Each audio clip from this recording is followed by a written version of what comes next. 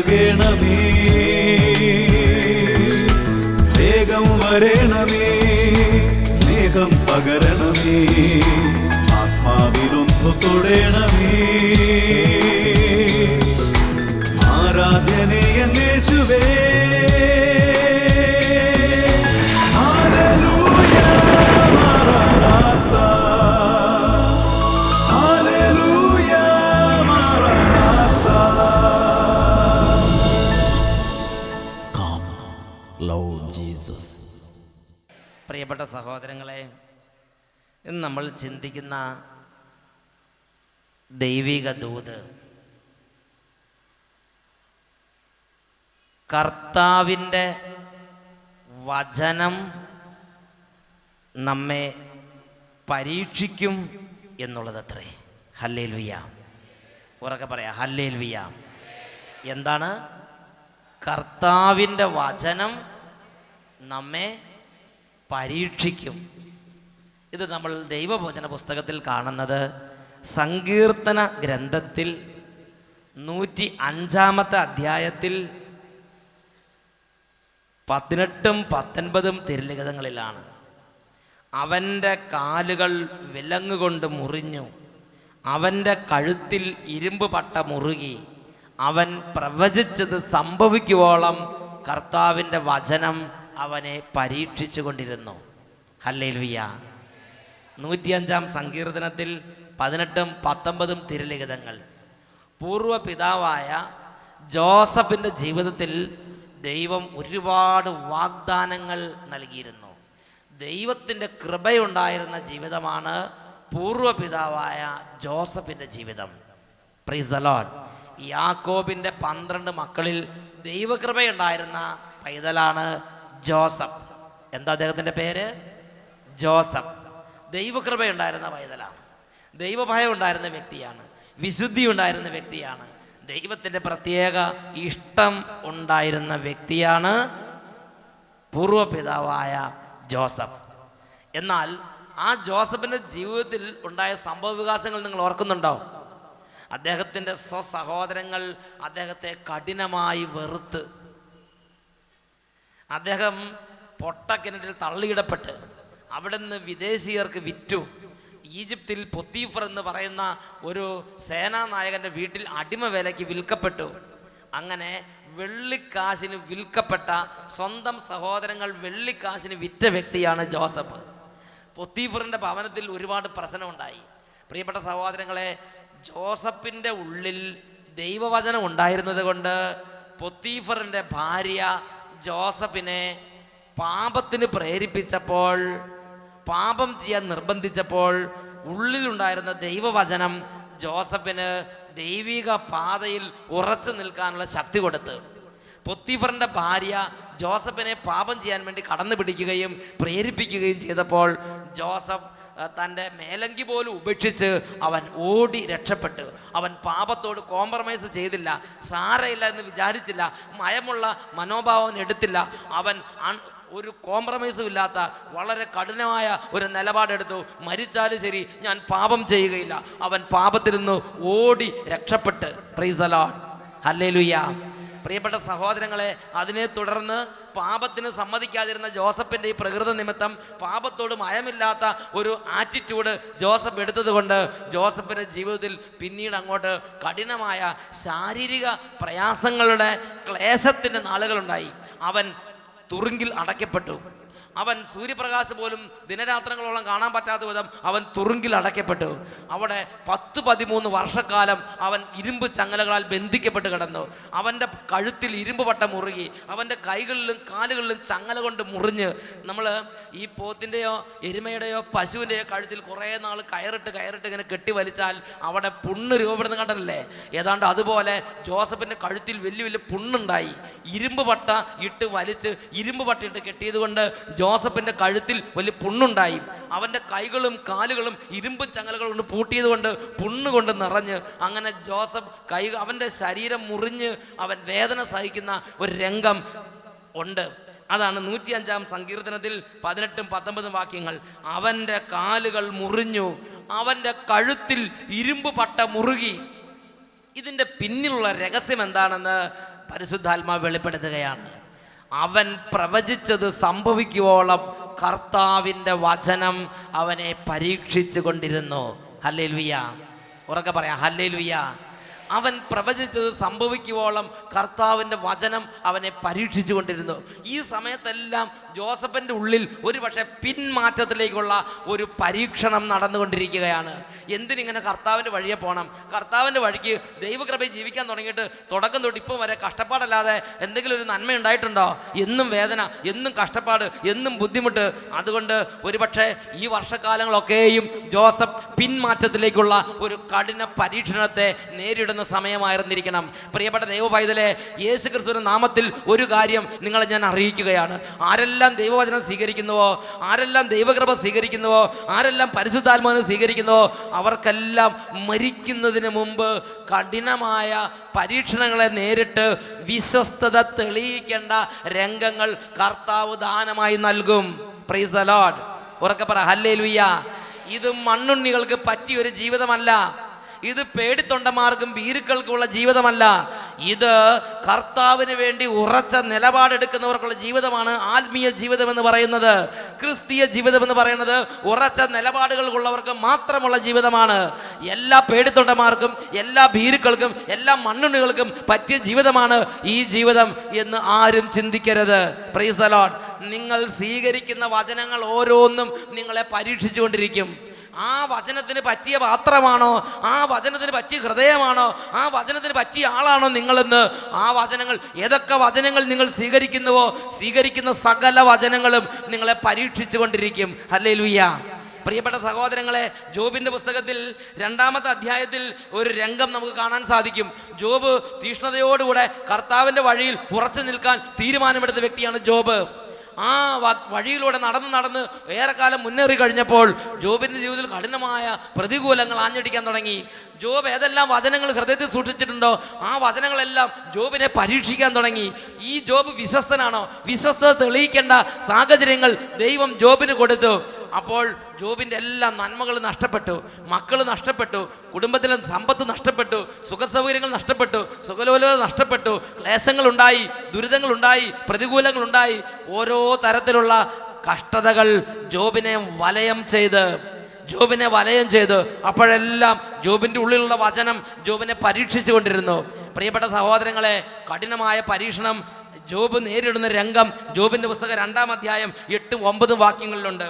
Job ചാരത്തിൽ ഇരുന്ന് ഓട്ട് കഷ്ണം കൊണ്ട് ശരീരം ചുരണ്ടിക്കൊണ്ടിരുന്നു എന്ന് പറഞ്ഞാൽ ശരീരം മുഴുവൻ ശിരസ് മുതൽ പാദം വരെ തൊലിയുള്ള സ്ഥലത്തെല്ലാം വ്രണങ്ങൾ.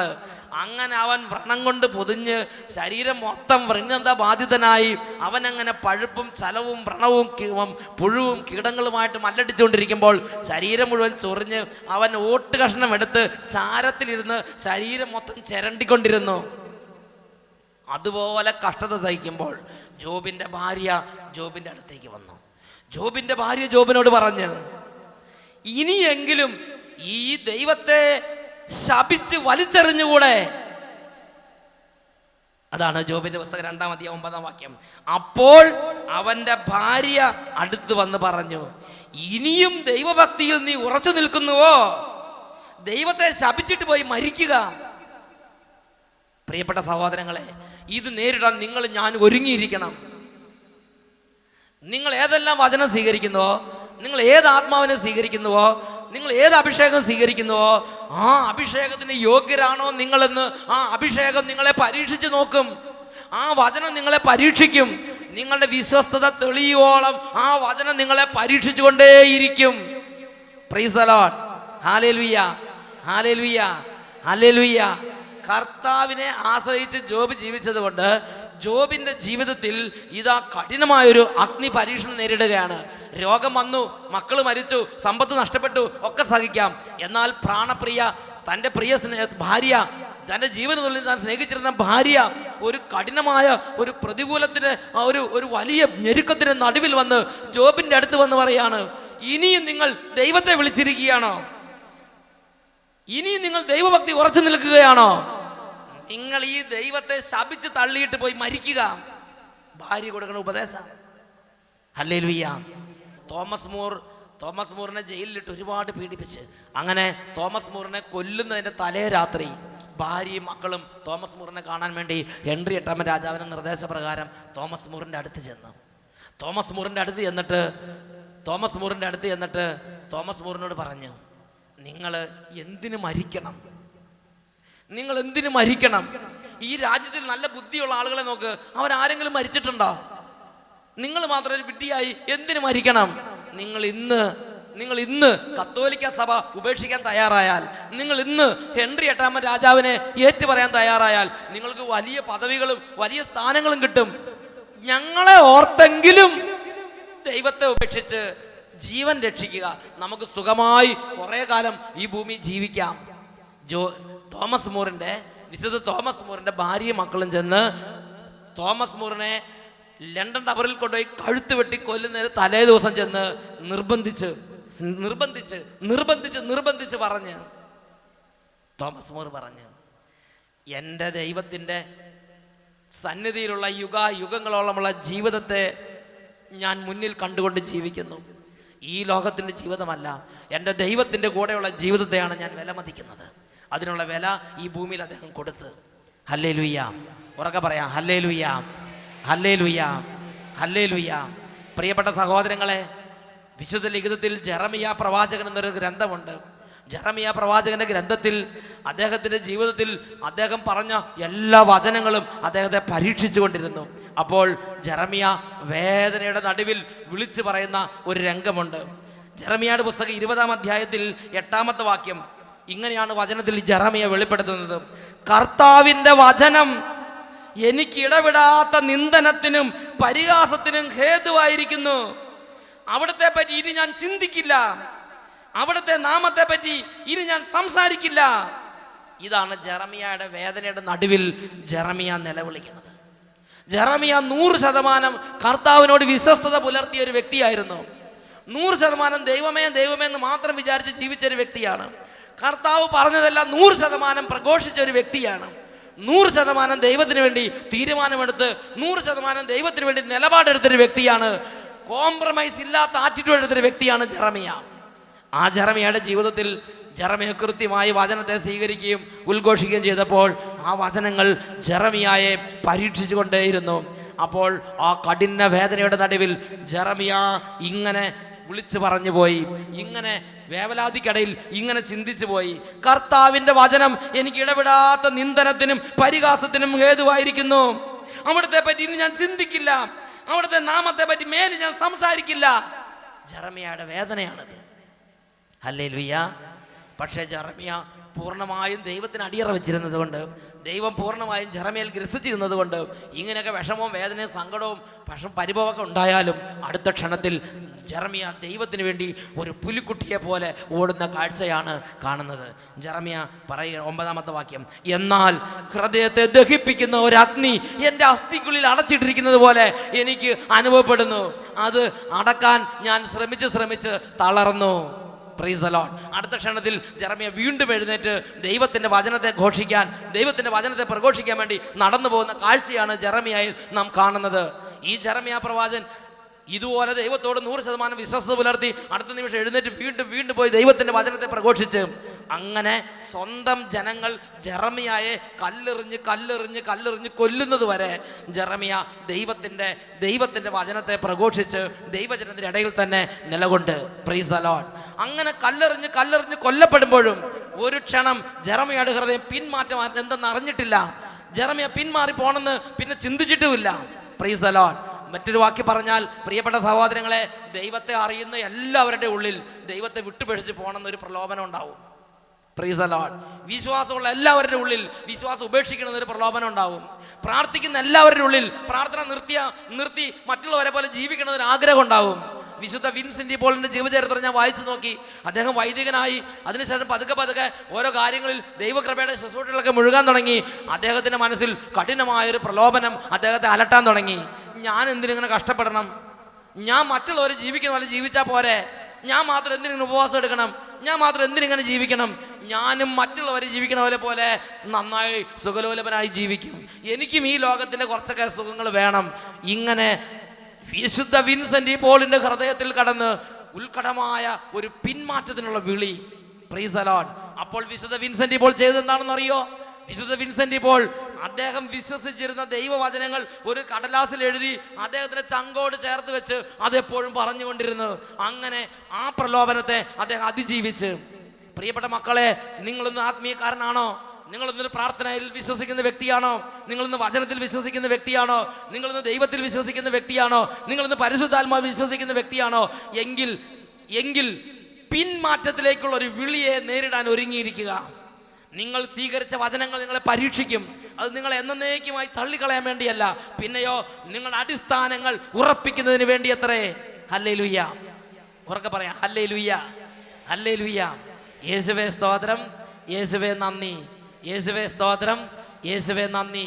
ഒരുപക്ഷെ അങ്ങേയറ്റം സ്നേഹിക്കുന്ന ഭാര്യ, ഒരുപക്ഷെ വളരെ താലോലിച്ച് വളർത്തിയ മക്കൾ, ഒരുപക്ഷെ നമ്മുടെ കുടുംബത്തിൽ നമ്മളെ ആറ്റുനൂറ്റ് വളർത്തിയിരുന്ന മാതാപിതാക്കന്മാർ, അവർ തന്നെ നിങ്ങളോട് പറയും, ഇതൊക്കെ ഉപേക്ഷിക്ക്, പ്രാർത്ഥന ഉപേക്ഷിക്ക്, ഈ വഴികൾ ഉപേക്ഷിക്ക്, ഇതുകൊണ്ട് എന്ത് കാര്യം? മറ്റുള്ളവരെ നോക്കിക്കേ, അവരെ നോക്കിക്കേ, ഇവരെ നോക്കിക്കേ, അതുപോലെ എന്തുകൊണ്ട് നിങ്ങൾക്കും ജീവിച്ചുകൂടാ?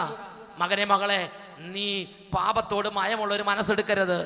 നീ ഈ ലോകത്തിന്റെ മനോഭാവത്തോട് ചേർന്നൊരു മനസ്സ് രൂപപ്പെടുത്താൻ വേണ്ടി നിന്റെ മനസ്സിനെ നീ വിട്ടുകൊടുക്കരുത്. നിന്റെ ദൈവത്തിന്റെ വചനം എന്താണോ കൽപ്പിച്ചിട്ടുള്ളത് അതിൽ ഉറച്ചു നിൽക്കാൻ നീ നിന്റെ ഹൃദയത്തിൽ മുന്നേ കൂട്ടി തീരുമാനിക്കുന്നെങ്കിൽ നിനക്ക് ഭാഗ്യം, നിനക്ക് നന്മ.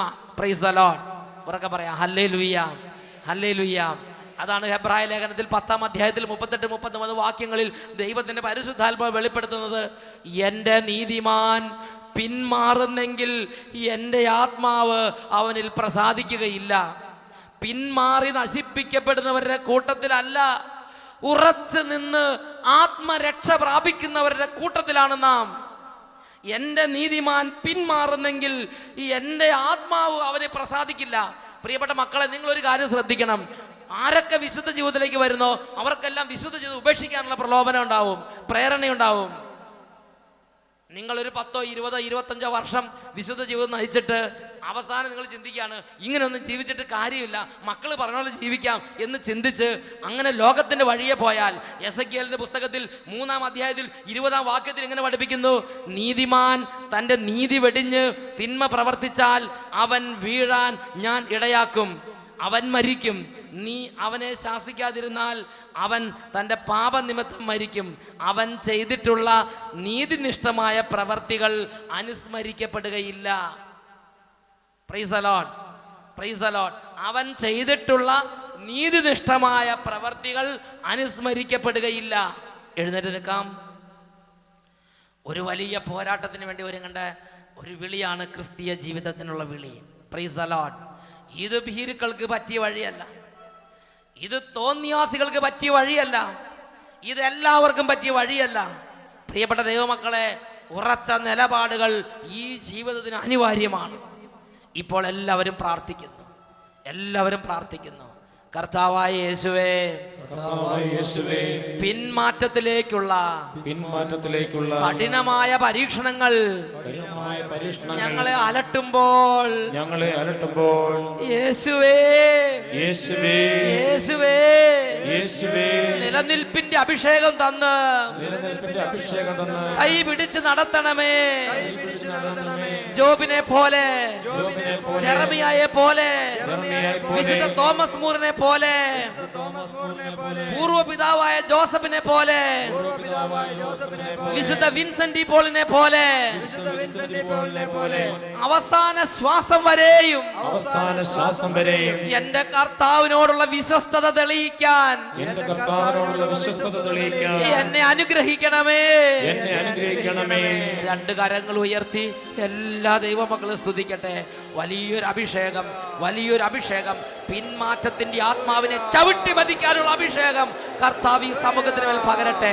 കരങ്ങൾ ഉയർത്തി സ്തുതിക്കുന്നു. ഹല്ലേലൂയ, ഹല്ലേലൂയ, ഹല്ലേലൂയ, ഹല്ലേലൂയ, ഹല്ലേലൂയ, ഹല്ലേലൂയ, ഹല്ലേലൂയ, ഹല്ലേലൂയ, ഹല്ലേലൂയ.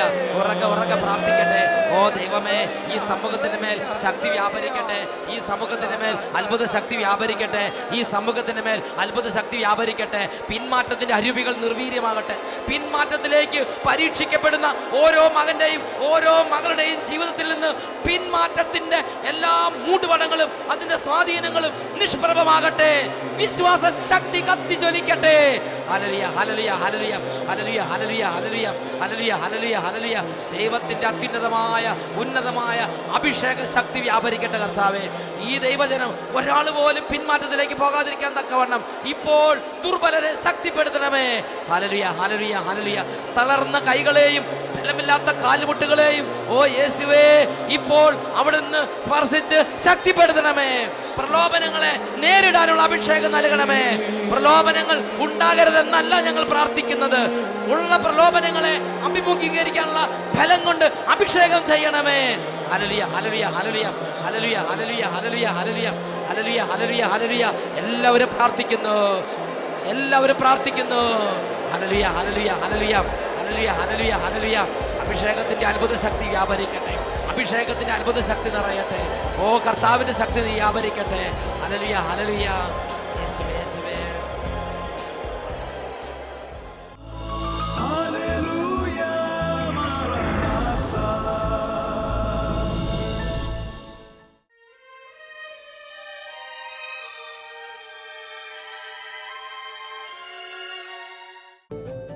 നമ്മൾ ഓരോരുത്തരും ഇരിക്കുന്ന സ്ഥലങ്ങളിൽ ദൈവത്തിൻ്റെ വലിയ അഭിഷേകം പ്രവഹിക്കട്ടെ.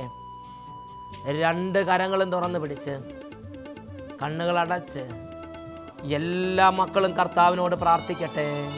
വചനമേ എൻ്റെ മിഴികളിൽ വഴിവിളക്കായി തെളിയണേ. എല്ലാ കുടുംബങ്ങളിലേക്കും വചനാഭിഷേകം ലഭിക്കട്ടെ. വചനമേ എൻ്റെ മിഴികളിൽ കർത്താവേ വഴിവിളക്കായി തെളിയണേ. ഓരോ ശരീരങ്ങളിലും വചനശക്തിയാൽ സൗഖ്യങ്ങൾ സംഭവിക്കട്ടെ. വചനമേ എൻ്റെ മിഴികളിൽ വഴിവിളക്കായി തെളിയണേ. രണ്ട് കരങ്ങൾ ഉയർത്തി എല്ലാവരും ദിവ്യകാരുണ്യ ഈശോയിലേക്ക് നോക്കി എപ്പോൾ ഈശോയെ ആരാധിക്കട്ടെ. വലിയ സൗഖ്യങ്ങൾ കുടുംബങ്ങളിലേക്ക് പ്രവഹിക്കുന്നു. Hallelujah, hallelujah. വചനത്താൽ സൗഖ്യം ഇന്ന് വരെ പ്രഘോഷിക്കപ്പെട്ടിരിക്കുന്ന എല്ലാ വചനങ്ങളുടെ അത്ഭുത ശക്തി കുടുംബങ്ങളിൽ നിറയട്ടെ കർത്താവേ. കുടുംബങ്ങളിൽ വചനശക്തിയാൽ അന്ധകാര കോട്ടകൾ തകരട്ടെ. കുടുംബങ്ങളിൽ വചനശക്തിയാൽ ദുർബോധങ്ങൾ കൂട്ടത്തോടെ ഓടി മറയട്ടെ. വചനശക്തിയാൽ കുടുംബങ്ങളിൽ നിന്നുള്ള ജീർണതകൾ, കലഹങ്ങൾ, ഭിന്നതകൾ, വിഭാഗീയതകൾ, ശത്രുത, കൊലപാതക ഭാവന, എതിർ ചിന്തകൾ, ഭക്തിരാഹിത്യം, വിശ്വാസക്കുറവ്, എല്ലാ എതിർ കോട്ടകളും എതിർ ശക്തികളും അന്ധകാര സേനകളും യേശു ക്രിസ്തുവിന്റെ വചനത്തിന്റെ അത്ഭുത ശക്തിയാൽ കുടുംബങ്ങളിൽ നിന്ന് നിർവീര്യമാകട്ടെ. Hallelujah, hallelujah. കുഞ്ഞുങ്ങളെ അലട്ടുന്ന രോഗങ്ങൾ, ബാലികാ ബാലന്മാർ, വിദ്യാർത്ഥിനികൾ, യുവകാക്കന്മാർ ഇവരെ അലട്ടുകയും ഭാരപ്പെടുത്തുന്ന പാപത്തിന്റെയും രോഗത്തിന്റെയും ദുഃഖത്തിന്റെയും നിരാശയുടെയും മനപ്രയാസത്തിന്റെയും സങ്കടത്തിന്റെയും കെട്ടുകളെ യേശുവിന്റെ വചനമയച്ച് വിടുവിക്കുന്നു. ഹല്ലേലൂയ, ഹല്ലേലൂയ, ഹല്ലേലൂയ. യേശുവേ ആരാധന, യേശുവേ ആരാധന, യേശുവേ ആരാധന. വചനമേ ഭവനങ്ങളിലേക്ക് നിറയണമേ. വചനമേ എൻ്റെ മിഴികളിൽ വഴിവിളക്കായി തെളിയണേ. വചനമേ എൻ്റെ മിഴികളിൽ വഴിവിളക്കായി തെളിയണേ.